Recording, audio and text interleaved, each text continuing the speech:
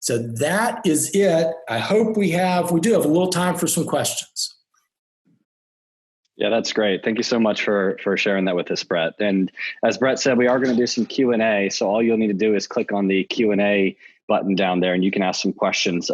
Encourage any type of questions, whether it be a question on the presentation or any questions on how something's going in your business, and maybe we can troubleshoot that a little bit right here or give you some ideas or options. Would be really interesting too. So go ahead and put your questions in there. We do have some questions already. And Brett, I'm going to go ahead and get started with those as we see some more rolling in. Right. What is, at the very beginning, you talked about goal, what your company's goal. What is your goal? So my goal, remember I have a small business at this point, right? My goal is to have a $1 million EBITDA business with at least one line of business that is recurring, kind of self-sustaining revenue. All right, very cool. And see, this question is, you mentioned frustrations that I think owners have. What are the most common frustrations that you see? Well, those 5 I listed, right? Let's see if I can remember, control, profit, people, hitting the ceiling, nothing's working. Now, when we get more detailed, how does that manifest itself? I see a lot of people they're visionary types, they're go-getters, they care about their business, and they look around and they say, nobody cares about my business as much as I do. No, why isn't everybody doing all the things I am? And it's because they've not been able to clarify what it is they really care about and have a system to make it happen. So again, the frustration is, I feel like I'm the only one that really cares about this, is really busting his rear, when in reality, with the right tools, we can get most of the rest of the team on board, and the ones that don't, we'll eventually weed them out. Very cool. Very cool. So again, keep those questions coming. Another one I'm seeing here is revolving around kind of that circle that you had there. Mm-hmm. Which ones, do you always start with vision? And if so, why do you start with vision? Yeah, so good question. So we always start with vision when we're doing an overview of the system. When we implement, we actually start with traction. So if we'd had time to walk through the process, we actually start with traction. The first meaty thing we do our first day together is build the accountability chart. So we build the accountability chart, we set rocks, we get our L10 meeting in place, and we build the scorecard all on the first day. Because we want the disciplines in place so the team can exercise those for a month or 6 weeks, and then we come back and do the vision after they've gotten some practice with the tools. That's great. And what are some common rocks? And then if I would add to that, any solutions that you've seen for those rocks? So oftentimes a rock is document the ABC process. So document the sales process would be a great rock.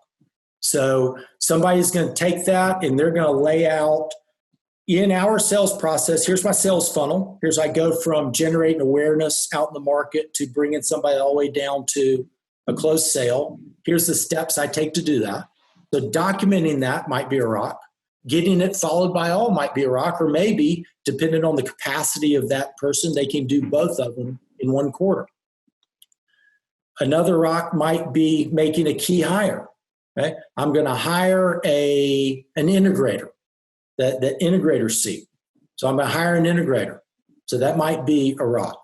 I'm going to fix some big problem. So if your technology's been going down every week, every day, maybe somebody's going to take a rock to do a gap analysis on our technology where we're having problems and hire a new company to do the maintenance. Whatever the most important 3 to 7 priorities are for your business in the next 90 days, that's a good rock. That's great. And so this is a 2-part question.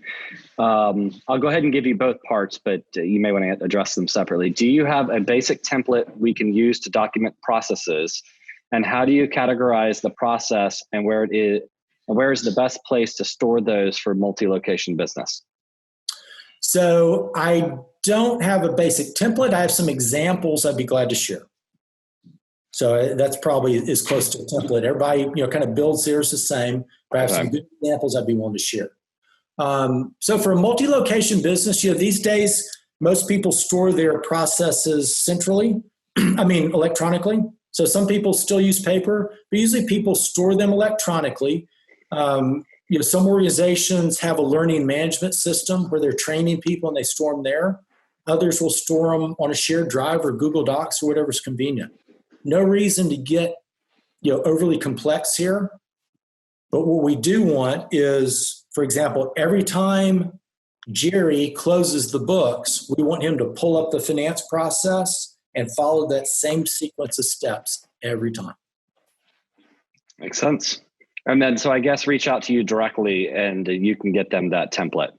Does that sound correct? Yeah. I've got a couple of good examples. I'll need to make sure they're scrubbed, but I think they are. Glad to share. Perfect. And then we've got time for a couple more questions. We've got, although businesses vary in size and complexity, do you have a guideline on what is a reasonable number of items to have on the quarterly IDS list of issues? So good question. I've had quarterly sessions with as many as 80 or 90 issues up on the board. That's uncommon. Generally, we'll have, in the 40-ish range for a middle-sized business. I was with a company Friday that has 38 employees. We had 45 issues on the board. So that's, kind of a general range. I will tell you that if you do not have many issues, that's usually a sign of a team health problem.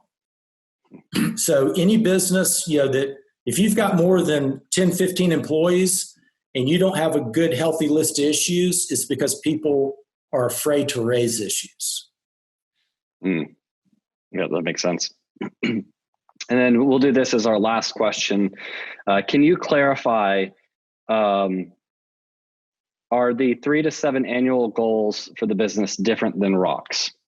Yes. So good question. An annual goal is something that's going to extend over the course of the year. So it's something that's going to be close to a 12-month lift. And it's a small number of things that are critical. So if we go back to the example of we're going to implement an all-new computer system, the way we handle workflow, billing, accounting, everything, that could be a good annual goal. A rock would be, all right, during this 90-day period, what chunk of that are we going to bite off? So the example I gave was, well, this quarter, imagine we're at the start of the year and that was one of our goals, a new computer system. Maybe in the quarter ending at the end of March, we're going to document our requirements and hire a vendor or choose the system. So we're going to take some finite part of that and get it done. Awesome. I have a client that makes mulch.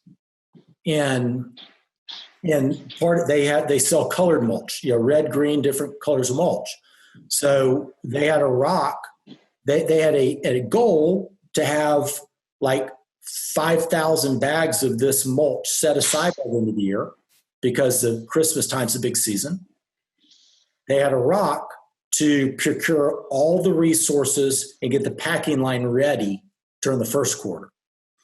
So it's what's the reasonable first chunk of that to get done?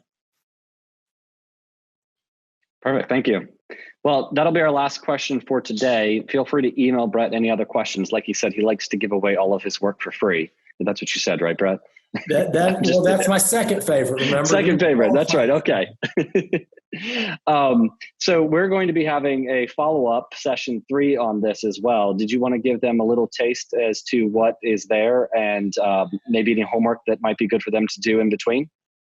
So the third session, we're going to get somebody that has implemented EOS, do a little Q&A. The homework is learn as much as you can about EOS. And I have 3 suggestions. You can go to my website, which is just tracFIRST.com, and browse around how it works and get a feel for EOS. You can read Traction. Or you can read What the Heck is EOS? What the Heck is EOS is the EOS book meant for not the leadership team, but the ground level employees. But it's good for anybody. It's a lot quicker read than Traction. Okay. So on EOS and come prepared with questions. Yeah, that was one I was going to add too. Some of you, this is your second webinar with Brett.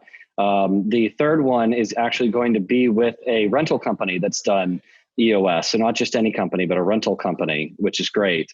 So come with your questions, come with at least one question to ask the CEO of that company about their process or improvement or something like that would be my homework for everybody.